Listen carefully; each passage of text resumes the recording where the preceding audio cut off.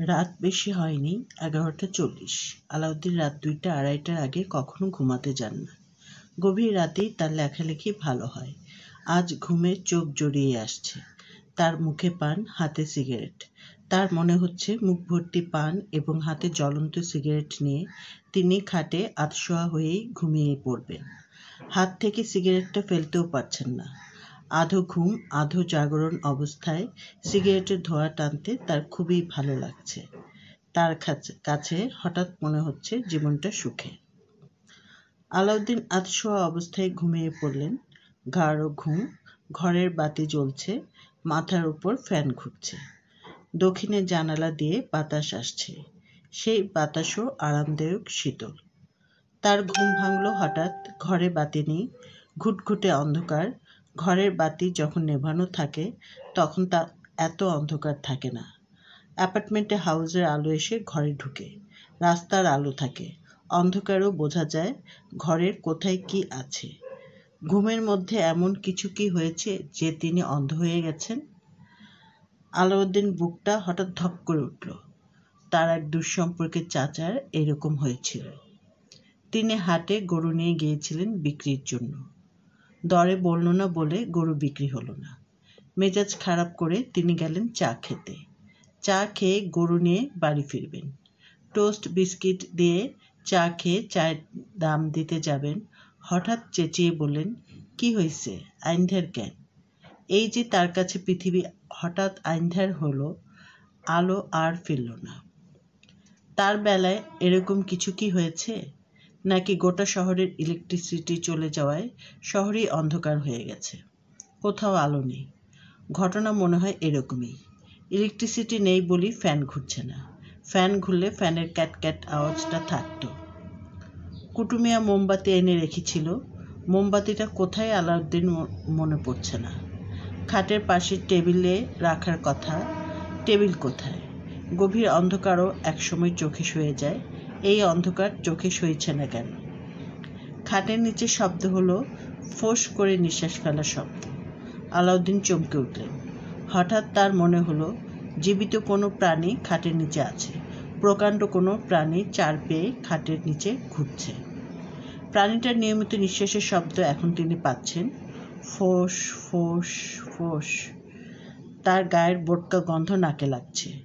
খাটের নিচে গাদা করা খবরের কাগজ। এই তো প্রাণীটা এখন কাগজ ছিঁড়ছে। গলার ভেতর অস্পষ্ট শব্দও করছে, রাগী শব্দ।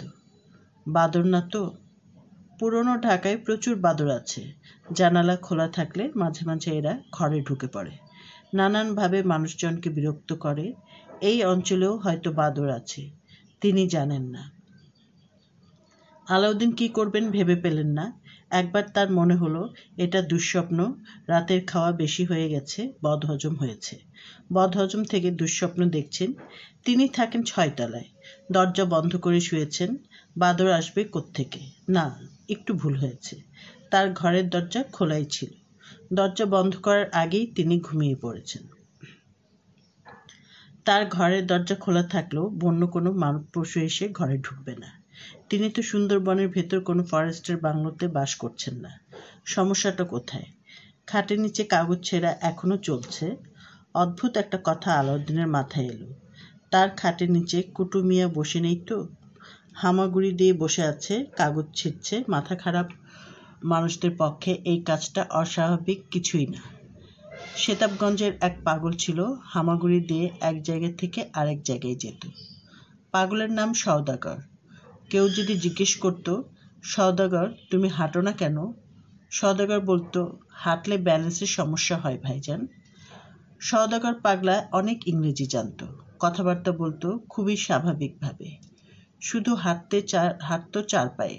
কে জানে, কুটু হয়তো সওদাগরের মতোই মানসিক রোগী। আলাউদ্দিন কাঁপা কাঁপা গলায় ডাকলেন, কুটু। খাটের নিচ থেকে সঙ্গে সঙ্গে উত্তর এলো, জি স্যার। আলাউদ্দিনের সারা শরীর হিম হয়ে গেল। এটা হতেই পারে না। খাটের নিচে কুটু মিয়া বসে থাকবে কেন? তিনি আবারও ডাকলেন, কুটু। কুটু সঙ্গে সঙ্গে জবাব দিল, জি স্যার। আলাউদ্দিন জিজ্ঞেস করলেন, তুমি এখানে কি করছো? কিছু করছি না স্যার।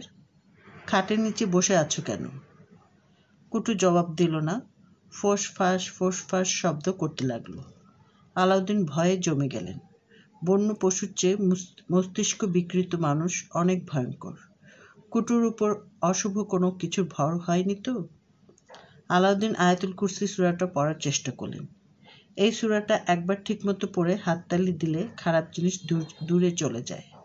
হাততালির শব্দ যত দূর যায় অশুভ জিনিসগুলি তত দূরেই যায়। আলাউদ্দিন সূরা পড়ে শেষ করেছেন, কিন্তু হাততালি দিতে পারছেন না। হাততালি দেবার ক্ষমতা তার নেই। দুটি হাতই অসাড় হয়ে পড়ে আছে, যেন এই হাত দুটি নিজের না, অন্য কারোর। এই দুই হাতের ওপর তার কোনো নিয়ন্ত্রণ নেই। আলাউদ্দিন চিৎকার করতে যাবেন, তখনই খুট করে শব্দ হলো। ঘরের বাতি জ্বলে উঠল, ফ্যান ঘুরতে লাগলো। আলাউদ্দিন ভাঙা গলায় ডাকলেন, কুটু মিয়া, কুটু মিয়া। থপ থপ শব্দ করে কে যেন আসছে। কুটু মিয়াই আসছে, সে ছাড়া আর কে হবে? তার ঘরের দরজা ভেজানো। কেউ এসে দরজায় দাঁড়িয়েছে। কুটু মিয়া, জি স্যার। ভেতরে আসো। দরজা ঠেলে কুটু মিয়া ঢুকলো। তার হাতে পানির গ্লাস। পানির গ্লাসে বরফ ভাসছে। পানির গ্লাস দেখে আলাউদ্দিনের মনে হলো তৃষ্ণায় তার বুক ফেটে যাচ্ছে। এক গ্লাস পানিতে তার হবে না, এক কলসি পানি দরকার। কুটুকে দেখে তার লজ্জা লাগছে। সহজ স্বাভাবিক একজন মানুষ, তিনি ডেকেছেন বলে বুদ্ধি করে পানির গ্লাস নিয়ে চলে এসেছে। অথচ তিনি তার সম্পর্কে কত কিছু ভেবেছেন। মস্তিষ্ক বিকৃত, ভূতের ভর হয়েছে। ছি! কুটু, জি স্যার। হঠাৎ কারেন্ট চলে গিয়েছিল, গরমে ঘুমটা গেল ভেঙে। পানি এনে ভালো করেছ। খুবই পানির পিপাসা হয়েছিল। আলাউদ্দিন এক নিঃশ্বাসে পানির গ্লাস শেষ করে কুটুকে বললেন, কুটু দেখো তো আমার খাটের নিচে কিছু আছে কিনা। কুটু নিচু হয়ে খাটের নিচে দেখল, নিচু গলায় বলল, কিছু নাই স্যার। আলাউদ্দিন বললেন, একটা দুঃস্বপ্ন দেখেছিলাম, কোনো একটা জন্তু আমার খাটের নিচে বসে আছে। হাতে মুখে একটু পানি দেন। দিব, হাতে মুখে পানি দিব। তুমি আরেক গ্লাস ঠান্ডা পানি আনো। কুটু মিয়া পা থপ থপ করতে করতে চলে গেল। আলাউদ্দিন খাট থেকে নামলেন, নিচু হয়ে খাটের নিচটায় উঁকি দিলেন। খাটের নিচে কেউ নেই তা ঠিক, তবে খাটের নিচে গাদা করে রাখা সমস্ত খবরের কাগজ কুচি কুচি করে ছেঁড়া। তিনি দুঃস্বপ্ন দেখেননি, কেউ একজন খাটের নিচে বসে সত্যি সত্যি কাগজ ছিঁড়েছে।